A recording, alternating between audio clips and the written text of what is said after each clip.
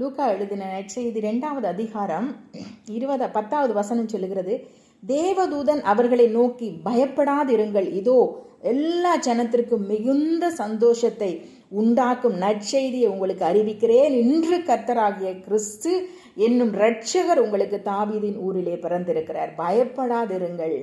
இன்று உங்களை ரட்சிக்கிற ஒருத்தர், ஒரு இரட்சகர் தாவீதின் ஊரிலே பிறந்திருக்கிறார். உங்களுக்காக, எனக்காக ஒரு நாளிலே ஏசப்பா இந்த பூமியிலே வந்து பிறந்தார். அவர் எதற்காக வந்தார்?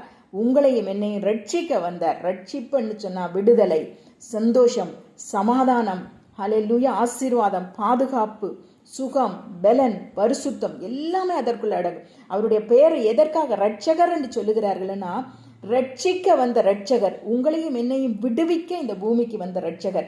அவர் இந்த ஊரிலே பிறந்ததன் நோக்கம் உங்களையும் என்னையும் விடுதலையாக்கி நிம்மதியோடும் சந்தோஷத்தோடும் சமாதானத்தோடும் மகிழ்ச்சியோடும் நம்ம இந்த ஊரிலே, இந்த உலகத்திலே வாழ்வதற்காக அவர் இந்த பூமியிலே மனுஷகுமாரனாய் உருவெடுத்து மனுஷீகத்திலே இந்த பூமியிலே வந்து பிறந்து ஹல்லேலூயா வாழ்ந்த காலங்களில் உங்களுக்காக எனக்காக அநேக அற்புதங்களை செய்து அதிசயங்களை செய்து இன்றும் அவர் உயிரோடு ஜீவனோடு வாழ்ந்து கொண்டிருக்கிறார். அவர்தான் இயேசு கிறிஸ்து. அவர் இந்த பூமியிலே ஒரு நாளிலே பிறந்திருக்கிறார். அதை நம்ம இந்த நாளிலே அதை நினைவு கூர்ந்து அவர் பிறந்த நினைவை நம்ம சந்தோஷத்தோடும் சமாதானத்தோடும் நம்ம கொண்டாடி கொண்டிருக்கிறோம், மகிழ்ந்து கொண்டிருக்கிறோம். எவ்வளவு துக்கங்கள் இருந்தாலும், எவ்வளவு கவலைகள் இருந்தாலும், எவ்வளவு கண்ணீர்கள் இருந்தாலும் இந்த நாளிலே மனமகிழ்ச்சியா இருங்க, சந்தோஷமா இருங்க. உங்களுக்காக ஒரு இரட்சகர் ஒரு நாளிலே இந்த பூமியிலே பிறந்தார்.